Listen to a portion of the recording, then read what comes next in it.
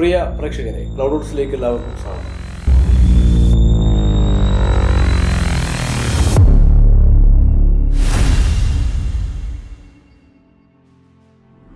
പ്രേക്ഷകർ ഹൃദയത്തിലേക്ക് ചേർത്ത് വെച്ച ബെന്യാമിൻ്റെ ആടുജീവിതം എന്ന നോവലിനെ അടിസ്ഥാനമാക്കി സംവിധായകൻ ബ്ലസ്സി ചെയ്ത സിനിമയാണ് ആടുജീവിതം. വന്യമായ ഒരു ജീവിതാനുഭവമാണ് ആടുജീവിതം നമ്മോട് പറയുന്നത്. ആ സിനിമയുടെ അണിയറ പ്രവർത്തനത്തിൽ മുഖ്യ പങ്ക് വഹിച്ച, അതിൻ്റെ ലാംഗ്വേജ് കൺസൾട്ടൻ്റായി വർക്ക് ചെയ്ത, ആ സിനിമയിലുടനീളം ടീമിനൊപ്പം സഞ്ചരിച്ച നേരനുഭവമുള്ള പ്രിയപ്പെട്ട മാധ്യമ പ്രവർത്തകൻ മുസക്കുട്ടി വെട്ടിക്കാട്ടിരിയാണ് നമുക്കൊപ്പമുള്ളത്. അദ്ദേഹത്തിൻ്റെ ആ അണിയറ പ്രവർത്തനത്തിൽ അദ്ദേഹത്തിനുണ്ടായ അനുഭവം നമ്മോട് പങ്കുവെക്കുകയാണ്. മുസക്കുട്ടിക്ക, എങ്ങനെയായിരുന്നു നിങ്ങൾ ആടുജീവിതം എന്ന സിനിമയിലേക്ക് എത്തിപ്പെടുന്നത്? ആടുജീവിതം സിനിമയിലേക്ക് എത്തിപ്പെടുന്നത് രസകരമായ അനുഭവമാണ്. ഞാൻ ജിദ്ദ ലൈഫ് അവസാനിക്കുന്നതിന് മുമ്പ് ഞാനിങ്ങനെ അത് തിരിച്ചു വരാനുള്ളൊരു പ്ലാൻ ചെയ്തുകൊണ്ടിരിക്കുമ്പോഴാണ് ഈ സിനിമയെക്കുറിച്ച് എന്നോട് പറയുന്നത്. നമ്മുടെ സാഹിത്യകാരൻ മുസഫർ അഹമ്മദ്, അതുപോലെ മാധ്യമത്തിൻ്റെ എഡിറ്റർ VM ഇബ്രാഹിം, ഇവരൊക്കെയാണ് ഈ സിനിമയെക്കുറിച്ച് എന്നോട് ആദ്യമായിട്ട് സംസാരിക്കുന്നത്. അപ്പോൾ ഞാൻ അവരോട് എന്താ പറയുക, എനിക്ക് അങ്ങനെ ഒരു പ്രൊജക്റ്റിനെ കുറിച്ച് ഒരു വലിയൊരു ഭാവനയൊന്നും ഇല്ലാത്തതുകൊണ്ട് ഞാൻ ആദ്യമൊക്കെ അതിന് പിന്മാറാൻ ശ്രമിച്ചിരുന്നു. പക്ഷേ അവർ നിർബന്ധിച്ച് ഈ ഒരു പ്രൊജക്റ്റിൻ്റെ ഭാഗമാവണം, നല്ലൊരു പ്രൊജക്റ്റാണ് എന്നൊക്കെ പറഞ്ഞതിൻ്റെ അടിസ്ഥാനത്തിൽ ഞാൻ ഓക്കെ അതിൻ്റെ കൂടെ വരാം എന്ന് ഏൽക്കുകയായിരുന്നു. ആ സമയത്ത് ഞാൻ ഗൾഫിൽ നിന്ന് പോന്നിട്ടില്ല, ജിദ്ദയിൽ തന്നെ ഉള്ളത്, വർക്ക് ചെയ്തുകൊണ്ടിരിക്കുന്ന, ജോലി ചെയ്തുകൊണ്ടിരിക്കുന്ന സമയമാണ്. എൻ്റെ മദറിന് സുഖമില്ലാത്തതുകൊണ്ട് തിരിച്ചു വരാൻ വേണ്ടി ആലോചിക്കുന്ന സമയത്താണ് ഇവരെന്നോട് ഇങ്ങനെ ആവശ്യപ്പെടുന്നത്. അപ്പോൾ ഞാൻ പറഞ്ഞു ഓക്കെ, ഞാൻ നാട്ടിലേക്ക് വരുന്നുണ്ട്, ബ്ലസ്സി സാറിനെ കാണാമെന്ന് പറഞ്ഞു. അത് കഴിഞ്ഞ ഉടനെ ബ്ലസ്സി സാർ വിളിക്കണം എറണാകുളത്ത് നിന്ന്, പിന്നെ ഇങ്ങനെ ഒരു പ്രൊജക്റ്റ് ഉണ്ട്, മാഷിന് ചേരാൻ പറ്റുമെന്ന് ചോദിച്ചിട്ട്. അപ്പോൾ ഞാൻ പറഞ്ഞു ഓക്കെ, നാട്ടിൽ വന്നിട്ട് ഞാൻ സാറിനെ ഒന്ന് കാണാം, അതിനുശേഷം സംസാരിച്ചിട്ട് നമുക്ക് പറ്റുന്നതാണെങ്കിൽ ഞാൻ ഏറ്റെടുത്തോളാം എന്ന് പറഞ്ഞു അദ്ദേഹത്തോട്. അങ്ങനെ നാട്ടിൽ വന്ന ശേഷം മുസഫർ അഹമ്മദ് എന്നോട് വീണ്ടും പറഞ്ഞു, പിന്നെ മാഷത് ചെയ്യണം, നല്ലൊരു സിനിമയാണ്, മാഷെപ്പോലെയുള്ളൊരു ഗൾഫിൽ പഠിക്കുകയും ഒരുപാട് കാലത്തെ ജീവിതാനുഭവം ഗൾഫിലുള്ളതും ചെയ്യുന്ന ഒരാളാണ് നമ്മൾ അന്വേഷിച്ചുകൊണ്ടിരിക്കുന്നത്. ബ്ലസ്സി സാറ് വളരെ അക്യുറേറ്റായിട്ട് കാര്യങ്ങൾ ചെയ്യുന്നൊരു സംവിധാനമാണ്, നമുക്കറിയാലോ. അപ്പോൾ അതുകൊണ്ട് എന്തായാലും അത് ഏറ്റെടുക്കണം എന്ന് പറഞ്ഞു. അങ്ങനെ ആണ് ഞാൻ നാട്ടിലെത്തിയ ശേഷം ബ്ലസ്സി സാറ് വിളിക്കുകയും എറണാകുളത്തെ ബ്ലസ്സി സാറിൻ്റെ ഓഫീസിൽ പോയിട്ട് കാണുകയും ചെയ്യുന്നത്. അവിടെ നിന്ന് അങ്ങോട്ട് പിന്നെ ഞാൻ വിചാരിക്കാത്ത ഒരു ലോകത്തേക്ക് പോവുകയാണ് ചെയ്തത്. ഞാൻ ഇത്ര ഒരു വലിയ പ്രൊജക്റ്റായിരിക്കും, ഇത്രയും വലിയൊരു സമയം കൺസ്യൂം ചെയ്യേണ്ടി വരുമെന്ന് ഞാൻ ആലോചിച്ചിട്ടില്ല. ബ്ലസ്സി സാർ സംസാരിച്ച സാറ് പറഞ്ഞത് മാക്സിമം ഒരു 3 മാസം, ഓക്കെ, അതിലപ്പുറം ഉണ്ടാവില്ല ആ കാലയളവിൽ ശരി. അപ്പോൾ ആ സമയത്ത് തന്നെ ഞാൻ ഇവിടെ നാട്ടിൽ വന്ന ഉടനെ നമ്മൾ ശാന്തപുരം അൽജാമിയ ഇസ്ലാമിയയിൽ ഡോക്ടർ അബ്ദുസ്സലാം അഹമ്മദ്, എൻ്റെ ഡയറക്ടർ, അദ്ദേഹം എന്നെ വിളിച്ചിട്ട് അവിടെ ജോയിൻ ചെയ്യാൻ വേണ്ടി പറഞ്ഞിരുന്നു. അപ്പോൾ അത് രണ്ടും കൂടി ചേർത്ത് വന്നപ്പോൾ എനിക്ക് ഭയങ്കര കൺഫ്യൂഷനായി. കാരണം നമ്മൾ ഇപ്പോൾ ജാമ്യയിലും വർക്ക് ചെയ്യുമ്പോൾ സിനിമാ ലോകത്തേക്കും പോയി കഴിഞ്ഞാൽ ഒരു പക്ഷേ എൻ്റെ ഒരുപാട് സമയങ്ങൾ നഷ്ടപ്പെടുമെന്ന് ഞാൻ അങ്ങനെ ആലോചിച്ചിരുന്നു. അപ്പോൾ ബ്ലസ്സി സാർ പറഞ്ഞാൽ മാഷക്ക് അത് പ്രശ്നമൊന്നും ആവില്ല, പിന്നെ മാഷക്ക് അറിയുന്നതല്ലേ, ഭാഷ അറിയുന്നതാണല്ലോ, പിന്നെ അവരുടെ സംസ്കാരം അറിയാം, അവരുടെ കൾച്ചർ അറിയാം. അപ്പോൾ അതുകൊണ്ട് മാഷക്ക് പ്രശ്നമാവില്ല, നമുക്ക് 2-3 മാസം കൊണ്ട് തീർക്കാം എന്ന് പറഞ്ഞ് എന്നോട് വളരെ പ്രതീക്ഷ നൽകി അദ്ദേഹം സംസാരത്തിലൊക്കെ. അങ്ങനെയാണ് ഞാൻ അതിലേക്ക് ഓക്കെ ഞാൻ കൂടാം എന്ന് പറയുന്നത്. അങ്ങനെ ആ സിനിമ പിന്നെ അവിടെ നിന്നോട്ടുള്ള യാത്ര എന്ന് പറയുന്നത് എന്താ പറയുക, 1-2 മണിക്കൂറോ അല്ലെ ദിവസങ്ങളോ പറഞ്ഞാൽ തീരാത്ത അത്ര വലിയ ഒരു ജീവിതാനുഭവങ്ങൾ നമുക്ക് നൽകിയ ഒരു യാത്രയാണ്. അത് ശരിക്കും പറഞ്ഞാൽ ബെന്യാമിൻ സാറ് ഈ ഒരു നോവല് ഞാൻ അത്ഭുതപ്പെട്ടു പോകും. കാരണം ഇത്രയും മനുഷ്യരെ 100-100-ലധികമോ ക്രൂ ആണ് അതിലുള്ളത്. ഓക്കെ, ബ്ലസ്സി സാറിന് എത്രയോ വർഷം അതിൽ തിളച്ചിട്ട്, പിന്നെ എത്ര വലിയൊരു നടനായ രാജു സാറിനെ എത്രയോ സമയം അതിൽ തിളച്ചിട്ടു, പിന്നെ 100-ലധികം ക്രൂ. ഇവരൊക്കെ ഈ ഇത്രയും വർഷം, 5-5.5 വർഷത്തോളം ഈ സിനിമയ്ക്ക് പിന്നാലെ കറങ്ങിക്കൊണ്ടിരിക്കുകയാണ്. അത് ഇവിടെ മാത്രമല്ല, വിദേശത്തും. അപ്പോൾ ജോർഡാനിലൊക്കെ നമ്മുടെ ലൊക്കേഷനൊക്കെ അങ്ങനെ തന്നെ റെൻ്റ് ചെയ്ത് അവർ ഇത്രയും കാലം അത് കാത്തു സൂക്ഷിച്ചു. ഒരു 3-4 വർഷത്തോളം ആ ലൊക്കേഷൻ അവർ അവിടെ തയ്യാറാക്കി നിർത്തി, അതിന് അവിടെ ആളെ നിശ്ചയിക്കുകയൊക്കെ ചെയ്തുകൊണ്ട് അത് നിലനിർത്തിയെന്നാണ്. 4-5 വർഷമൊക്കെ ഒരു ലൊക്കേഷനൊക്കെ നിലനിർത്തുന്നതൊക്കെ പറയാൻ ആലോചിച്ചൊക്കെ എത്രമാത്രം ഒരു വലിയൊരു സംഗതിയാണുള്ളത്. ഒരു പക്ഷേ മനസ്സിലാക്കുന്നത് ബ്ലസ്സി സാറിന് മാത്രം കഴിയുന്ന അല്ലെങ്കിൽ അങ്ങനെ ചിന്തിക്കുന്ന ഒരു വേറെ സംവിധായകന്മാരുണ്ടാവുമെന്ന് എനിക്കറിയില്ല. ഇത് സമയനഷ്ടം മാത്രമല്ല, സാമ്പത്തിക നഷ്ടം. ജോർദാനിലൊക്കെ ഭയങ്കര എക്സ്പെൻസീവാണ് ലൈഫ്. അപ്പോൾ അങ്ങനത്തെ ഒരു സ്ഥലത്ത് ഏറ്റവും ചുരുങ്ങിയത് 3-4 വർഷത്തോളം ആ ലൊക്കേഷനും ആ സംവിധാനമൊക്കെ അതേപോലെ തന്നെ അവിടെ കീപ്പ് ചെയ്തിട്ടുണ്ട്. ആടുകളാണ് നമുക്കറിയാം. ഈ ആടുകൾ ഇപ്പോൾ നമ്മൾ ഫസ്റ്റ് ഷൂട്ട് ചെയ്ത് കഴിഞ്ഞാൽ ലാസ്റ്റ് ഷൂട്ടിങ് വരെ ഏകദേശം ആ ആടുകളൊക്കെ അതേപോലെ തന്നെ വേണമല്ലോ. അത് വലിയ മാറ്റമൊന്നും വരാൻ പാടില്ല. കാരണം സിനിമയല്ലേ, ഇതിങ്ങനെ നടന്നു പോകുന്നൊരു സാധനം. 2-3 ദിവസം 4-5 വരെ ഒരാഴ്ചയൊക്കെ കടന്നു പോകുന്നത്. അപ്പോൾ ഒരു ദിവസം ഷൂട്ട് ചെയ്താൽ പിന്നെ അടുത്ത ഷൂട്ടിങ് വർഷങ്ങൾ കഴിഞ്ഞിട്ടാണെങ്കിലും ഈ സിറ്റുവേഷൻ മാറാൻ പറ്റില്ലല്ലോ. അപ്പോൾ അതൊക്കെ ഒരു എന്താ പറയുക, എനിക്ക് ഇന്നതിലേക്ക് അത്ഭുതപ്പെടുത്തിയ ഒരുപാട് അനുഭവങ്ങളാണ് അത്രയും കാര്യങ്ങളൊക്കെ. ഈവൻ ആ ടെൻറ്റ്, മധുരയിൽ ഉണ്ടായിരുന്ന ടെൻറ്റ്, അതിൻ്റെ സറൗണ്ടിങ്സ്, ഇതിലൊന്നും ഒരു മാറ്റം വന്നിരുന്നില്ല. ഇത്രയും വർഷങ്ങൾ 3-4 വർഷത്തോളം അവിടെ കണ്ടിന്യൂ ചെയ്തിട്ടും. അപ്പം ഞങ്ങൾ ആദ്യം ഷൂട്ട് ചെയ്ത് കഴിഞ്ഞ് പിന്നെ 3 വർഷം ആണ് ഈ കൊറോണക്കൊക്കെ ശേഷം വീണ്ടും തിരിച്ചല്ലുണ്ട്. അത് അതേപോലെ തന്നെ അവിടെ ഉണ്ട്. അതേപോലെ തന്നെ അത്രയും ചെയ്യുന്നു എന്നുള്ളതാണ്. അപ്പോൾ അതിന് അവിടെ ആൾക്കാരെ നിശ്ചയിച്ചിട്ട് അവരത് കീപ്പ് ചെയ്ത്. ഇപ്പോൾ ഭയങ്കര പൊടിക്കാറ്റൊക്കെ അടിക്കുമ്പോൾ നമുക്കറിയാലോ, ഗൾഫിൽ ജീവിച്ചാണ്. പൊടിക്കാറ്റുകൾ അടിച്ച് കഴിയുമ്പോൾ നമുക്കറിയാം ആകെ ചിലപ്പോൾ ചില പ്രദേശത്താകെ കുന്നും മലയായിട്ട് മാറും. അവിടെ ഉള്ളതുപോലെ തോന്നില്ല, പക്ഷേ അതിൽ നിന്നൊക്കെ ആകെ മാറുമല്ലോ. അപ്പോൾ ഇതിൽ നിന്നൊക്കെ സംരക്ഷിച്ചുകൊണ്ട് ഈ ഒരു ലൊക്കേഷൻ അങ്ങനെ തന്നെ കീപ്പ് ചെയ്യുക എന്നുള്ളത് വലിയ അത്ഭുതമാണ്. അതുപോലെ അവിടെയുള്ള ആടുകൾ, ഒട്ടകങ്ങൾ, ഇതിനൊന്നും വലിയൊരു മാറ്റം വരാൻ പറ്റില്ല. അപ്പോൾ ചിലപ്പോൾ വെള്ള കളറുണ്ടാവും, ചിലപ്പോൾ കറുത്ത കളറുണ്ടാവും, ചിലപ്പോൾ പുള്ളികളുണ്ടാവും. അപ്പോൾ ഇതിൻ്റെയൊക്കെ ഒരു മിക്സിങ് ഏകദേശം അതേപോലെ തന്നെ കീപ്പ് ചെയ്യണം ഇത്രയും ഒരു വർഷങ്ങൾ. അതൊക്കെ ഭയങ്കര ഒരു എന്താ പറയുക, ഒരു സാഹസം തന്നെയാണ്. ഒരു ചെറിയ ബജറ്റ് സിനിമക്കൊന്നും കഴിയും. ജോർഡാനിൽ പിന്നെ വാദിറം എന്ന് പറഞ്ഞിട്ട് വളരെ ഫേമസ് ആയ ഒരു റിസോർട്ട് ഏരിയയാണിത്. ടൂറിസ്റ്റ് റിസോർട്ടാണ് ശരിക്കും വാദിറം. നമ്മൾ പല സിനിമകളും കണ്ടിട്ടുണ്ടാവും, ഇംഗ്ലീഷ് സിനിമകളൊക്കെ കണ്ടിട്ടുണ്ട് ഞാൻ ഈ വാദിറം അതിന് മുമ്പ്. പിന്നെ ഞാൻ ലൊക്കേഷൻ നമ്മളിപ്പോൾ വെബ്സൈറ്റിലൊക്കെ അടിച്ചു കൊടുത്ത വാദിറം നമുക്ക് കാണാൻ കഴിയും. ഇപ്പോൾ എനിക്കിപ്പോൾ അത് കാണാൻ ഭയങ്കര അത്ഭുതം. കാരണം ഇപ്പോൾ നമ്മൾ സൈറ്റിലൊക്കെ കാണുന്ന അതേ സാധനം നമ്മളവിടെ പോയിട്ട് അത് കണ്ട് അനുഭവിച്ച് നോക്കിയുമ്പോൾ ഉണ്ടാകുന്ന ഒരു സന്തോഷം ഉണ്ടല്ലോ. നമ്മൾ വെബ്സൈറ്റിലൊക്കെ കാണുന്ന ഞാനവിടെ പോയിരുന്നത്, ഞാൻ ആ പാറമ ഞാൻ പോയിരുന്നില്ല എന്നൊക്കെ ആലോചിക്കുമ്പോൾ ഉണ്ടാകുന്ന ഒരു സന്തോഷം. അപ്പോൾ അത്രയും ഫേമസ് ആയ ഒരു പ്രദേശമാണ് ഈ വാദിറം എന്ന് പറയുന്നത്. ടൂറിസ്റ്റ് റിസോർട്ടാണ്. ഒരുപാട് ഇംഗ്ലീഷ് ഫിലിമുകൾ ഒക്കെ ഷൂട്ട് ചെയ്ത പിന്നെ ഒരു പ്രദേശമാണ്. പക്ഷേ മലയാള സിനിമ ആദ്യമായിട്ടായിരിക്കും അവിടെ ഷൂട്ട് ചെയ്യുന്നത് ഞാൻ മനസ്സിലാക്കുന്നത്. അതിന് മുമ്പ് വാദിറമ്മിലും ഷൂട്ട് ചെയ്ത സിനിമ നമ്മൾ കണ്ടിട്ടില്ല. അപ്പോൾ പിന്നെ അങ്ങനെയുള്ള വളരെ മനോഹരമായ ഒരു പ്രദേശമാണ്. നല്ല കോസ്റ്റ്ലിയാണ്. പിന്നെ ഞങ്ങൾ ഷൂട്ട് ചെയ്യുമ്പോൾ തന്നെ കുറച്ച് അങ്ങ് ദൂരെ പിന്നെ ഏതോ ഇംഗ്ലീഷ് ഫിലിമൊക്കെ ഷൂട്ട് ചെയ്തിരുന്നു. കാരണം അവിടെ നിന്നൊക്കെ ആൾക്കാർ അങ്ങനെ പോകുന്നത് കാണാം. അപ്പോൾ അതിന് വളരെ സൗകര്യമുള്ള ഒരു പ്രദേശമാണ്, ഒരു സ്ഥലമാണ് ഈ വാദിറം എന്ന് പറയുന്നത്. പിന്നെ അവിടെ ഒരു ടീമുണ്ടാവും. സ്വാഭാവികമായിട്ടും നമുക്ക് ഒരു ജോർഡാനിയൻ ടീം നമ്മളെ കൂടെ ഉണ്ടാവും, പ്രൊഡക്ഷൻ ടീം നമ്മളെ കൂടെ ഉണ്ടാവും. അവരൊക്കെ തന്നെ ഈ സിനിമ എൻജോയ് ചെയ്യുന്നുള്ളതാണ്. സാധാരണ ഇതിപ്പോൾ ഒരു വിദേശ സിനിമ, അതും ഒരു മലയാള സിനിമ, അത് തീർച്ചയായും അതെ ആസ്വദിച്ചു, മനോഹരമായിട്ട് ആസ്വദിച്ചു എന്നുള്ളതാണ്. ഒരു ഇംഗ്ലീഷ് സിനിമയ്ക്ക് ആകുമ്പോൾ പിന്നെ അവർക്കത് ആസ്വദിക്കാൻ വലിയ പ്രയാസമൊന്നുമില്ല. പക്ഷെ ഒരു മലയാള സിനിമ, അവർ കേട്ടിട്ടില്ലാത്തൊരു നടൻ, കേട്ടിട്ടില്ലാത്തൊരു സംവിധായകൻ, കേട്ടിട്ടില്ലാത്തൊരു സിറ്റുവേഷൻ, അതെ, മൊത്തം മലയാളികൾ. അപ്പോൾ ഇങ്ങനെയുള്ള അവസരത്തിൽ അവരത് വളരെ എൻജോയ് ചെയ്തു. നമുക്ക് തന്നെ അനുഭവിക്കാൻ കഴിയും. അവർ എൻജോയ് ചെയ്യുന്നു ഈ സാധനം. ഭയങ്കരമായിട്ട് കോപ്പറേറ്റീവ് ആയിരുന്നവർ, നമ്മോട് വളരെ സഹകരിക്കുകയും നമ്മുടെ ആവശ്യങ്ങൾക്കൊക്കെ തന്നെ കൂടെ നിൽക്കുകയും ചെയ്ത് നല്ലൊരു ടീം കൂടെ ഉണ്ടായിരുന്നു. അതും കൂടി ബ്ലസ്സി സാറിൻ്റെ ഒരു വിജയമാണ്. ഈ ഒരു ഉത്തരവാദിത്വം മനസ്സിൽ കൊണ്ട് നടന്ന് പിന്നെ ഗർഭം ധരിച്ചിരുന്ന ആ ഒരു 6 വർഷം, ആ ഒരു 6 വർഷക്കാലം ഇതിനു വേണ്ടി ഒരുപാട് സമയം ഇൻവെസ്റ്റ് ചെയ്യുന്നു. ഇങ്ങനെയൊക്കെ ആയിക്കൊണ്ട് അവസാനം ഈ ഒരു മൂവി തിയേറ്ററിൽ എത്തി. അപ്പോൾ മൂവി കണ്ടപ്പോൾ ഉണ്ടായിട്ടുള്ള ഒരു എക്സ്പീരിയൻസ് ഒക്കെ ഷെയർ ചെയ്യാം. തീർച്ചയായിട്ടും വളരെ രസകരമായ ഒരു നിമിഷമായിരുന്നു മൂവി കണ്ട്. ഞാൻ ആദ്യം മൂവി കണ്ട അവിടെ നിന്ന് തുടങ്ങാം. പിന്നെ ഈ മൂവി എറണാകുളത്ത് ഇറങ്ങുമ്പോൾ ഞാൻ എറണാകുളത്തുണ്ട്. സാറ് പറഞ്ഞു നമുക്ക് ഒരുമിച്ച് കാണാം. സാറന്ന് വന്നില്ല, പിന്നെ പത്തനംതിട്ട ഉണ്ടായിരുന്നു. പക്ഷെ ഞങ്ങളെല്ലാവരും ഉണ്ടായിരുന്നു.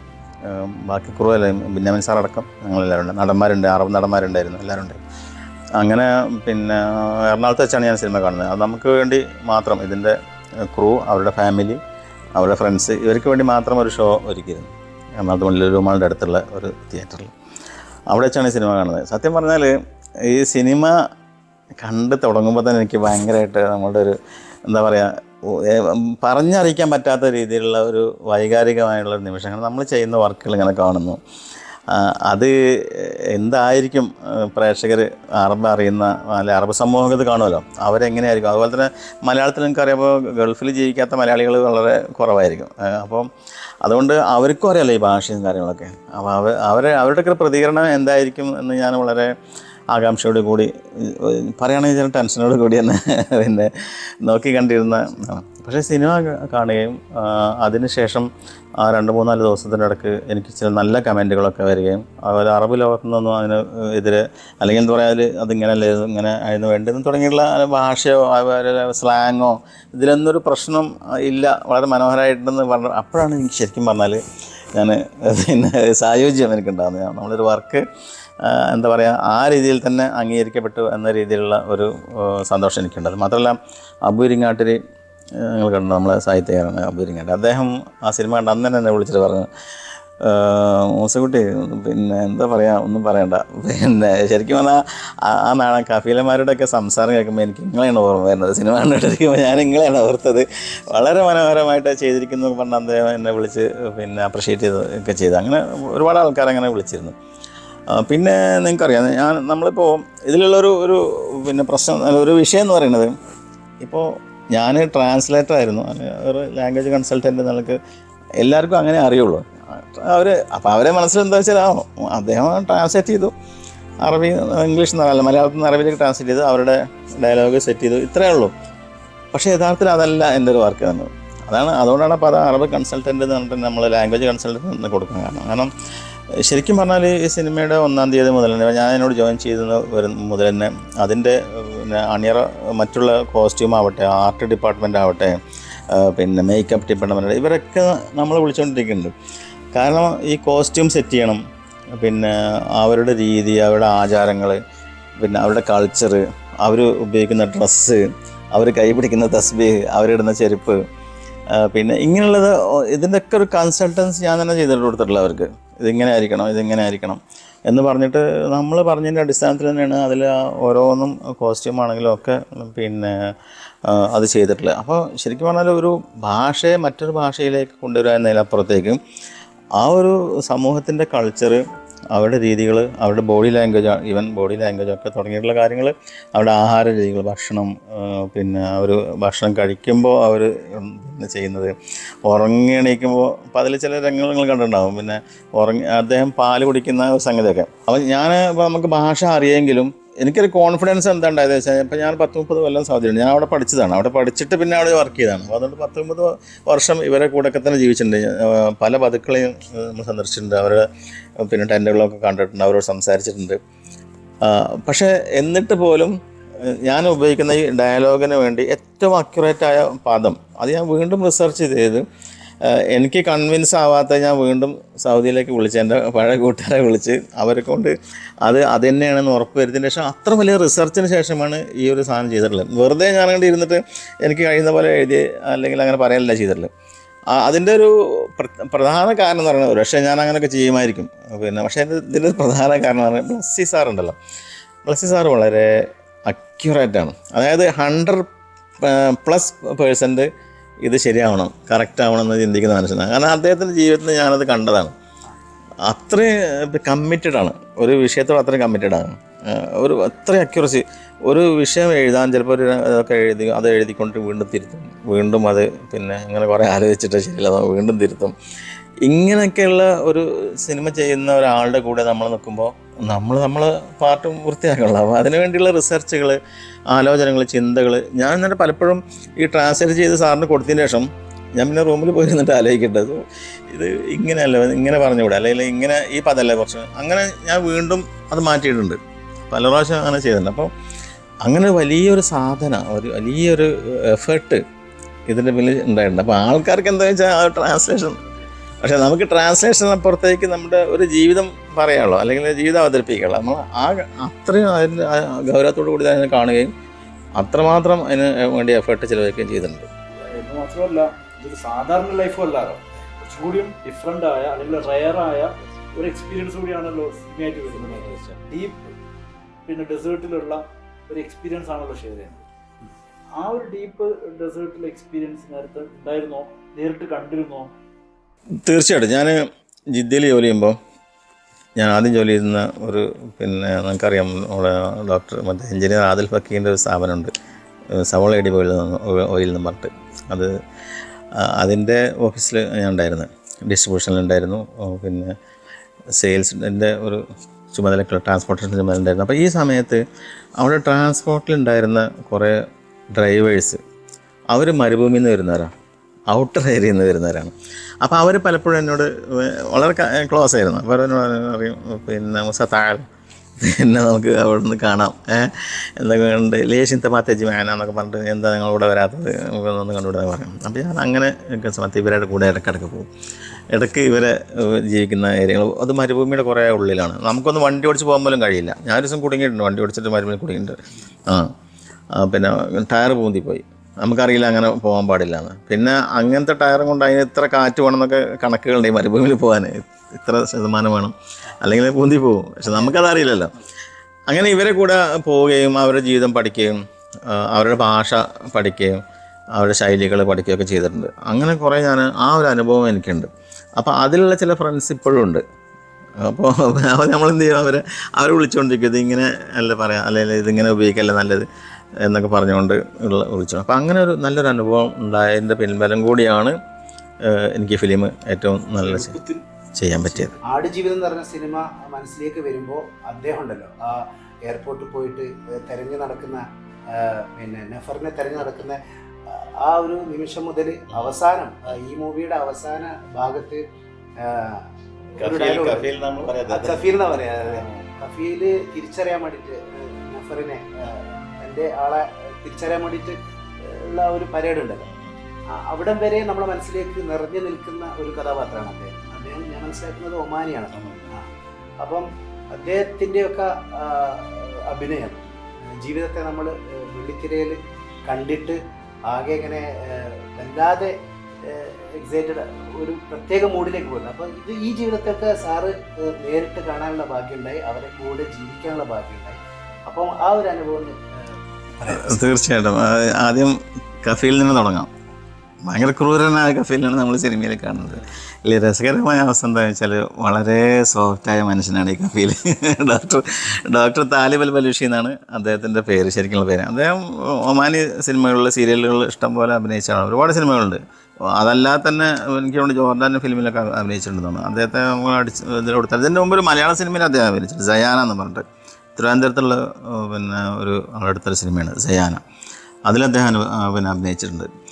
അപ്പോൾ ഇങ്ങനെ പിന്നെ ഒമാനിൽ നല്ല അറിയപ്പെടുന്ന വിവിധ സാംസ്കാരിക രംഗത്തൊക്കെ പ്രവർത്തിച്ചുകൊണ്ടിരിക്കുന്ന ഒരു വ്യക്തിയാണ് ഇദ്ദേഹം. സർക്കാരിൻ്റെ ഉദ്യോഗസ്ഥനായിട്ടൊക്കെ തന്നെ വർക്ക് ചെയ്ത മിനിസ്ട്രിയിലുണ്ടായിരുന്ന ഒരാളാണ്. വളരെ സോഫ്റ്റാണ്. സോഫ്റ്റ് എന്ന് പറഞ്ഞാൽ ഇപ്പോൾ നമ്മളൊക്കെ ഭയങ്കര സ്നേഹിക്കുക. എൻ്റെ വീട്ടിൽ വന്നിട്ടുണ്ട്. ഞാനിവിടെ കേരളത്തിൽ വന്ന സമയത്ത് വീട്ടിലേക്ക് വന്നു. പിന്നെ ഞാൻ ജോലി ചെയ്യുന്ന ശാന്തർ മൽജാമിയയിൽ വന്നു. ഡോക്ടർ അബ്ദുസ്സലാം അഹമ്മദായിട്ടൊക്കെ സംസാരിച്ചിരുന്നു. അത്രയും സോഫ്റ്റാണ് ഈ മനുഷ്യൻ. അപ്പോൾ അദ്ദേഹം എന്നോട് ചിലപ്പോൾ പങ്കുവെക്കുന്ന കാര്യം, മുസ അനമാരിഫെന്നു അഖിൽ കേരള മയറബിനി എന്നൊക്കെ പറയാം, എന്നെ ഇഷ്ടപ്പെടൂലേ, പിന്നെ അവരെ എന്നെ ചീത്ത ഞാനിങ്ങനെ കഫീൽ ക്രൂരനായിട്ട് എന്നൊക്കെ പറഞ്ഞുകൊണ്ട് പിന്നെ മായഹിബിനി എന്നൊക്കെ പറയും. അപ്പോൾ എന്നെ ഇഷ്ടപ്പെടില്ല. ഞാൻ പറഞ്ഞാൽ അങ്ങനെ ഒന്നുമില്ല സാറേ, ഇത് സിനിമയല്ലേ, അതിൽ പ്രശ്നമൊന്നുമില്ല. അപ്പോൾ അത്രയും സോഫ്റ്റ്. പക്ഷേ അദ്ദേഹത്തിന് അഭിനയം എന്ന് പറഞ്ഞാൽ അപാരമാണ്. നല്ല പിന്നെ അദ്ദേഹത്തിന് ഒരു പരിചയ എക്സ്പീരിയൻസ് അതിൻ്റെ പിന്നിലുണ്ട്. പിന്നെ അദ്ദേഹം തന്നെ ഇത് നന്നായിട്ട് പഠിച്ചിട്ടുണ്ട്, സ്റ്റോറി പഠിച്ചിട്ടുണ്ട്. മലയാളികൾക്ക് വളരെ അടുത്ത് നിൽക്കുന്നൊരു മനുഷ്യനാണ്. അത് ആ അടുപ്പൊക്കെ അദ്ദേഹത്തിന് ഈ സിനിമ ചെയ്യാനും പിന്നെ സഹായിട്ടുണ്ട്. അപ്പോൾ അദ്ദേഹം മരുഭൂമിയിലെ ഒട്ടകത്തിൻ്റെ പുറത്തൊക്കെ ഭയങ്കര കയറി നിൽക്കുന്ന കുറേ ഇതൊക്കെ ഉണ്ട്. അത് ശരിക്കും പറഞ്ഞാൽ നല്ല എഫേർട്ട് എടുത്തിട്ടാണ് ചെയ്തിട്ടുള്ളത്, ഭയങ്കര പ്രയാസപ്പെട്ടിട്ടാണ് ചെയ്തിട്ടുള്ളത്. അപ്പോൾ ആ രീതിയിൽ ഇതിനു വേണ്ടി അദ്ദേഹത്തിൻ്റെ മറ്റ് സിനിമകൾ ഷെഡ്യൂളൊക്കെ മാറ്റി വെച്ചിട്ടുണ്ട്. പലപ്പോഴും ഇതിൻ്റെ ഷെഡ്യൂൾ വരുമ്പോൾ അദ്ദേഹം വേറെ ഷെഡ്യൂൾ ഏറ്റിട്ടുണ്ടാവും. അപ്പോൾ അതൊക്കെ മാറ്റി വെച്ചിട്ടാണ് അദ്ദേഹം ഈ സിനിമയിലേക്ക് വന്നിട്ടുള്ളത്. ഒരുപാട് സഹിച്ചിട്ടാണ് അദ്ദേഹത്തിൻ്റെ സമയം. അപ്പോൾ അദ്ദേഹം ഈ പറഞ്ഞ പോലെ ബ്ലസ്സി സാറിന് ഭയങ്കര ഇഷ്ടമാണ് അവർ. കാരണം അതുകൊണ്ട് കൂടി ബ്ലസ്സി സാറായിട്ടുള്ള ഈ ഒരു ബന്ധം ഇതൊക്കെ കാരണം അദ്ദേഹം മറ്റു സിനിമകളൊക്കെ ഒഴിവാക്കിയിട്ടാണ് ഈ 4-5 വർഷം ഈ സിനിമയുടെ കൂടെ നിന്നത്. മാത്രമല്ല അദ്ദേഹം താടി വെക്കണം. അപ്പോൾ മറ്റ് സീരിയലിൽ ചിലപ്പോൾ താടി ഇല്ലാത്ത രംഗമായിരിക്കും ഉണ്ടാകാം. അപ്പോൾ ഇത് കളയാൻ പറ്റില്ലല്ലോ. അതുകൊണ്ട് മൂപ്പര് അത്രയും സഹിച്ചിട്ട്, പക്ഷെ ബ്ലസ്സി സാർ അദ്ദേഹം നന്നായിട്ട് ആദരിക്കുകയും അംഗീകരിക്കുകയൊക്കെ ചെയ്തിട്ടുണ്ടായിരുന്നു.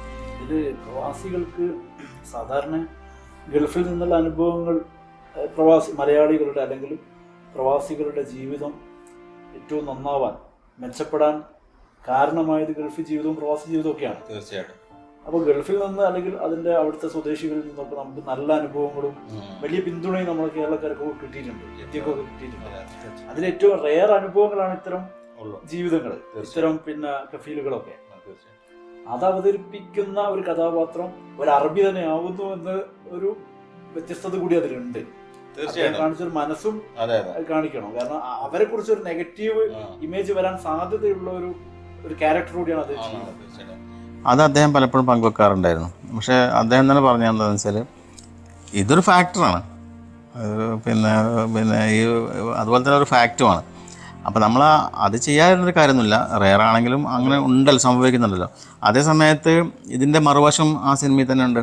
ഇപ്പോൾ നജീബിനെ മരുഭൂമിയിൽ രക്ഷപ്പെടുത്തി റിയാദിലെത്തിയിട്ട് റോഡിൽ നിന്ന് കൊണ്ടുപോകുന്നൊരു അറബിയുണ്ട് അല്ലേ, റോൾസ് റോയ്സിൽ കൊണ്ടുപോകുന്നൊരു വണ്ടിയുണ്ട്. അപ്പോൾ അതാണ് ശരിക്കും യഥാർത്ഥത്തിലൊരു സിവിലൈസ്ഡ് അറബി എന്ന് പറയുന്ന കൾച്ചർ അദ്ദേഹമാണ് റെപ്രസെൻ്റ് ചെയ്യുന്നത്. ഇത് മരുഭൂമിയിലുള്ള ബന്ധമാണ്. സ്വാഭാവികമായിട്ടും അതിൻ്റെ രീതി അങ്ങനെ തന്നെ ആയിരിക്കും. അപ്പോൾ ആ വിഷയം അദ്ദേഹം പലപ്പോഴും എന്നോട് പങ്കുവെക്കാറുണ്ട്. അപ്പോൾ എന്നോട് തന്നെ പലരും ചോദിച്ചിട്ടുണ്ട്, ഈ സിനിമ വരുമ്പോൾ ഇതിൽ അങ്ങനത്തെ ഒരു സംഭവമല്ല, നമ്മൾ അറബ്സിനെ എതിർക്കുന്ന സംഭവമല്ലേ ഉണ്ടാവുന്നത്. ഞാൻ പറഞ്ഞു നിങ്ങൾ സിനിമ കാണും, യഥാർത്ഥത്തിൽ സിനിമ കണ്ട ശേഷം സിനിമ കാണാതെ നമ്മൾ എന്തെങ്കിലും പറഞ്ഞിട്ട് കാര്യമില്ലല്ലോ. പക്ഷേ സിനിമ കണ്ട ശേഷം അങ്ങനത്തെ ഒരു അഭിപ്രായങ്ങളൊന്നും ഉണ്ടായിട്ടില്ല. അതുപോലെ തന്നെ ഈ സിനിമ എന്ന് പറയുമ്പോൾ നമ്മളൊക്കെ മനസ്സിലേക്ക് വരുന്നത് നമ്മുടെ വലിയ മഹാനടൻ തന്നെയാണ്. അദ്ദേഹത്തിൻ്റെ ആ ഒരു സമർപ്പണം, അദ്ദേഹം മാറ്റിവെച്ചിരിക്കുന്ന അദ്ദേഹത്തിൻ്റെ ജീവിതം. ശരിക്കും പറഞ്ഞാൽ നമ്മൾ അദ്ദേഹത്തിൻ്റെ ഇൻ്റർവ്യൂ തന്നെ കേട്ടിട്ടുണ്ട്. അദ്ദേഹത്തിൻ്റെ ജീവിതത്തെ, അദ്ദേഹത്തിൻ്റെ ലൈഫ് ഡേഞ്ചർ ആവുന്ന രീതിയിലേക്കൊക്കെ അദ്ദേഹം ഡയറ്റൊക്കെ കൊണ്ടുവന്നൊക്കെ നമ്മൾ കേട്ടിട്ടുണ്ട്. അതിലേക്ക് വരികയാണെങ്കിൽ നമുക്കറിയാം, രാജേട്ടൻ അദ്ദേഹത്തിൻ്റെ അനുഭവത്തെക്കുറിച്ച് നമുക്ക് പറയേണ്ട കാര്യമില്ല. അതായത് നമ്മൾ ഒന്നും പറയാൻ മാത്രം വളർന്നിട്ടില്ല. പക്ഷേ അദ്ദേഹം ഈ സിനിമയിൽ അദ്ദേഹം വന്നിറങ്ങുമ്പോൾ ഫസ്റ്റിൽ എയർപോർട്ടിൽ വന്നിറങ്ങേണ്ട രംഗമാണ് ഞാൻ ആദ്യമായിട്ട് ഷൂട്ട് ചെയ്യാൻ പോകുന്നത്. ആദ്യമായിട്ട് എൻ്റെ അനുഭവത്തിൽ ഞാൻ ലൊക്കേഷനിൽ പോകുന്ന ഒരു ഇതാണ്. അദ്ദേഹം ഇവിടുന്ന് കയറി റിയാദ് എയർപോർട്ടിൽ വന്നിറങ്ങുന്ന രംഗമാണ്. അത് ജോർഡാൻ എയർപോർട്ടാണ്.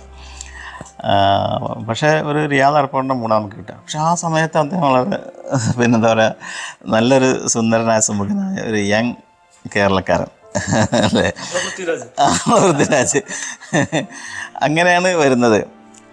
പിന്നെ അത് അങ്ങനെ ആ ഒരു രംഗം കുറച്ച് ദിവസങ്ങളിലേ അദ്ദേഹത്തെ അങ്ങനെ കണ്ടിട്ടുള്ളൂ. അവിടെ വന്നിറങ്ങി അങ്ങനെ കൊണ്ടുപോകുക ചെയ്യുന്നത്. അതിനുശേഷം അദ്ദേഹത്തിൽ വന്ന രൂപമാറ്റങ്ങൾ. അപ്പോൾ ആ ഒരു രംഗം മാത്രമേ അങ്ങനെ അദ്ദേഹത്തിൻ്റെ ഒറിജിനൽ ഇതിൽ വരുന്നുള്ളൂ. പിന്നെ അവിടുന്ന് ഇദ്ദേഹം മരുഭൂമിയിലേക്ക് കൊണ്ടുപോകണം. അപ്പോൾ അവിടുന്ന് അങ്ങോട്ട് ഇദ്ദേഹത്തിൻ്റെ രൂപം മാറി. പിന്നെ ലൊക്കേഷനിൽ നമ്മൾ കാണുന്ന രാജേട്ടനിലെ പൃഥ്വിരാജ് എന്ന് പറയുന്നത്, അതെ അത് അവസാനം തീർച്ചയായിട്ടും അത് അവസാനം ആയപ്പോഴത്തേന് നമ്മളെ അത്ഭുതപ്പെടുത്തിക്കൊണ്ടാണ് അദ്ദേഹത്തിൻ്റെ രൂപമാറ്റം ഉണ്ടായത്. പലപ്പോഴും ഞങ്ങൾ പറയാറുണ്ട്, ഞങ്ങൾ നല്ല ഫുഡൊക്കെ കഴിക്കുമ്പോൾ അദ്ദേഹം വെറും പഴത്തിൻ്റെ ചാറോ അങ്ങനെയൊക്കെ കഴിച്ചിട്ട് ഞാൻ അത്ഭുതപ്പെട്ടു. ഞാൻ ഒരു ഇത്ര വലിയ സെലിബ്രിറ്റി ഇങ്ങനെ ഒരു ത്യാഗം ഒരു സിനിമയ്ക്ക് വേണ്ടി ചെയ്യാന്ന് പറഞ്ഞാൽ അത് അദ്ദേഹം തന്നെ പല പ്രാവശ്യം പല ഇതിൽ പറഞ്ഞിട്ടുണ്ട്. രക്ഷപ്പെടുന്ന ആ സമയത്തൊക്കെ ഇദ്ദേഹത്തിൻ്റെ രൂപം എന്നൊക്കെ പറയുന്നത് ഭയങ്കരമായിട്ട് അമ്പരപ്പിക്കുന്ന രീതിയിലാണ്. കാല് വ്രണം, നടക്കാൻ വയ്യാതെ. തീർച്ചയായിട്ടും അത് നേരെ കാണാൻ കഴിയുന്നതാണ്. ഒരു അടുത്തന്നെ ഉണ്ടാവുമല്ലോ. അതും ശരിക്കും പറഞ്ഞാല് ഞാൻ മനസ്സിലാക്കുന്നത്, ഞാൻ വിശ്വസിക്കുന്നത് ഈ ഹക്കീം എന്ന് പറയുന്ന ഗോകുൽ കോഴിക്കോട്ടേനാണ്. നല്ലൊരു പയ്യനാണ്. അന്ന് ഇവനെ എനിക്ക് തോന്നുന്നത് 23-24 വയസ്സ് ഉണ്ടാവില്ല, 22 വയസ്സ്, വളരെ ചെറിയ പ്രായം. ഡിഗ്രി ഫസ്റ്റ് ഇയർ, 22 വയസ്സൊക്കെ ആ സമയത്തായിരിക്കുമല്ലോ. ഇവന് ഞാൻ മനസ്സിലാക്കുന്നത് ഇവന് ഭാവിയിൽ ഒരു പക്ഷേ കേരളത്തിലെ മലയാളത്തിലെ ഏറ്റവും പ്രശസ്തിയുള്ള നടനായിട്ട് മാറുന്ന ഞാൻ മനസ്സിലാക്കുന്നത്. കാരണം അത്രയും ടാലൻ്റ് ഉണ്ട് ഇവന്. നല്ല ഗോകുൽ ഹക്കീം എന്ന് പറഞ്ഞാൽ ആ രീതിയിലാണ് ഇവൻ കമ്മിറ്റഡ് ആണ്. ശരിക്കും പറഞ്ഞാൽ ഇപ്പോൾ ഈ രാജേട്ടനെ കുറിച്ചാണ് എല്ലാവരും പറയുന്നത്, ശരീരമാറ്റം വരുത്തിയൊക്കെ. ഞാൻ മനസ്സിലാക്കുന്നത് രാജേട്ടൻ്റെ അതേപോലെ അല്ലെങ്കിൽ ഒരു പക്ഷേ അതിനേക്കാൾ കൂടുതൽ പിന്നെ ശരീരം കുറയ്ക്കുകയും പിന്നെ സഹിക്കുകയൊക്കെ ചെയ്തിട്ടുണ്ട്. രാജേട്ടൻ്റെ ഒരു വയസ്സും ഇവൻ്റെ ഒരു വയസ്സും വെച്ച് നോക്കുമ്പോൾ ഇവൻ സ്റ്റിൽ യങ്ങാണ്. അതുവരെ ഒരുപക്ഷെ രാജേട്ടനെ എൻജോയ് ചെയ്യുന്ന ആ ഒരു പിന്നെ സ്ഥാനം ചിലപ്പോൾ ഇവന് കിട്ടിയിട്ടുണ്ടാവില്ല. പൂക്കളിൽ ആർക്കും അറിയില്ലായിരുന്നു. ഞങ്ങൾ ഈ സിനിമ നേരെ എല്ലാവരും ആക്കി എന്നാണ് വിളിക്കുക. ഇതിന്റെ ഒരു നിഷ്കളങ്കമായിട്ടുള്ള ഒരു അവനുണ്ടല്ലോ, ആ ഒരു എയർപോർട്ടിൽ വന്നിട്ട് എവിടെ നമ്മളെ അർബാവ് എവിടെ എന്നുള്ള ഒരു ചോദ്യം ഉണ്ടല്ലോ. നിഷ്കളങ്കമായ ഉമ്മനെ എനിക്ക് വിളിക്കണം, വണ്ടി നിർത്ത്, സമയം ഉമ്മ കാത്തിട്ടുണ്ടാവും, ആ ഒരു സംസാരം ഉണ്ടല്ലോ, നമ്മളെ ടച്ച് ചെയ്തിട്ടുള്ള ഒരു അഭിനയം തന്നെ. അതിനിടയ്ക്ക് അവൻ പറയുന്നുണ്ട്, പിന്നെ ഇക്കല്ലേ പറഞ്ഞത് ഈ RFs ഒക്കെ മൂത്രമൊഴിക്കുന്നവരെ പിന്നെ അത്തറാണ്. എന്തൊരു വാടയാണ് ചെവനെ മണത്തിട്ട് രാജേട്ടൻ പറയുന്നുണ്ട്. അതിന് നല്ല അറിവുകളൊക്കെ അങ്ങനെ തന്നെയാണ്. ഇത് പിന്നെ എന്തറിയാന്ന് മനസ്സിലാക്കാൻ പറയുന്നുണ്ട് അല്ലേ. ആ നിഷ്കളങ്കത എല്ലാവരുടെ അടുത്ത് പറയുന്നുണ്ട്. ഞാൻ പറഞ്ഞു തരുന്നത് ഈ ഗോകുലും തന്നെ ഈ ഹക്കീം എന്ന് പറഞ്ഞ കഥാപാത്രം വളരെ എഫേർട്ട് എടുത്തിട്ടാണ് ശരീരം കുറയ്ക്കുകയും ലാസ്റ്റ് രംഗമൊക്കെ നിങ്ങൾ ശ്രദ്ധിച്ചിട്ടുണ്ടാവും, മരുഭൂമി മരിക്കുന്ന രംഗമൊക്കെ. ആ സമയത്ത് ശരിക്കും പറഞ്ഞാൽ ഭക്ഷണം കഴിക്കുന്നില്ല ഇവൻ. അതുപോലെ ഭയങ്കര ഒരു ശരീരത്തെ ക്ഷീണിപ്പിച്ചിട്ടുണ്ട്, ഓടിയൊക്കെ ക്ഷീണിപ്പിച്ചൊക്കെ. അങ്ങനെ വല്ലാതെ പിന്നെ ക്ഷീണിച്ചിട്ട് തന്നെയാണ് ഇവനെ എടുത്തിട്ടുള്ളത്. ഭയങ്കര എഫർട്ട് സഹിച്ചിട്ടാണ് ഗോകുല സിനിമ ചെയ്തിട്ടുണ്ട്. അതുകൊണ്ട് ഞാൻ മനസ്സിലാക്കുന്നത്, ഇപ്പോൾ ഞാൻ കുറച്ച് മുമ്പ് വിളിച്ചിരുന്നു, പറഞ്ഞ ഏതോ സിനിമയിലാണെന്നാണ്, നായകനായിട്ടൊരു സിനിമ വരുന്നുണ്ടെന്ന് പറഞ്ഞു. അപ്പോൾ ആ അർത്ഥത്തിൽ എല്ലാവരും അതിനുവേണ്ടി നന്നായിട്ട് സഹിച്ചിട്ടുണ്ടെന്ന് അർത്ഥം. ഈ താലിബൻ്റെ കാര്യം നമ്മൾ പറഞ്ഞല്ലോ, അദ്ദേഹം പിന്നെ പലപ്പോഴും പല ഷെഡ്യൂളും മാറ്റി വെച്ചു എന്ന് മാത്രമല്ല, അദ്ദേഹത്തിൻ്റെ രൂപം മാറാതിരിക്കാൻ വേണ്ടി ഒക്കെ ശ്രമിക്കുകയൊക്കെ ചെയ്തിട്ടുണ്ട്. പിന്നെ ശരിക്കും പറഞ്ഞാൽ എന്നോട് അദ്ദേഹം പറഞ്ഞത് ഈ ഒരു കാലയളവിൽ മൂപ്പർക്ക് ലൈഫ് എൻജോയ് ചെയ്യാൻ പറ്റിയില്ല എന്നാണ്. കാരണം ഇത് എപ്പോഴും നമ്മളെ ഷെഡ്യൂൾ എപ്പോഴും വരാൻ കൊറോണ വന്ന സ്ഥിതിക്ക്, കൊറോണ ഇപ്പോൾ ആരും സാറിന് കുറ്റം പറയാൻ പറ്റില്ല. കാരണം ഇദ്ദേഹം ബ്ലസ്സി സാറ് കൊടുത്ത ഷെഡ്യൂളെല്ലാം പിന്നീട് ആകെ മാറി, കൊറോണ വന്നതോടുകൂടി ആകെ മാറി. സാറേ ഈ മാഷ് പറയണൊക്കെ ശരി തന്നെയാണോ? ഇത് സത്യം പറഞ്ഞാൽ പിന്നെ രാജേട്ടൻ വളരെ തന്നെയാണ്. ലൊക്കേഷൻ ചിലപ്പം ഭയങ്കര തമാശ പറയും, മാഷ് എന്നെ നിസ്കാരം പഠിപ്പിക്കുന്നത്, ഞാൻ ഇതുവരെ പഠിച്ചതാ.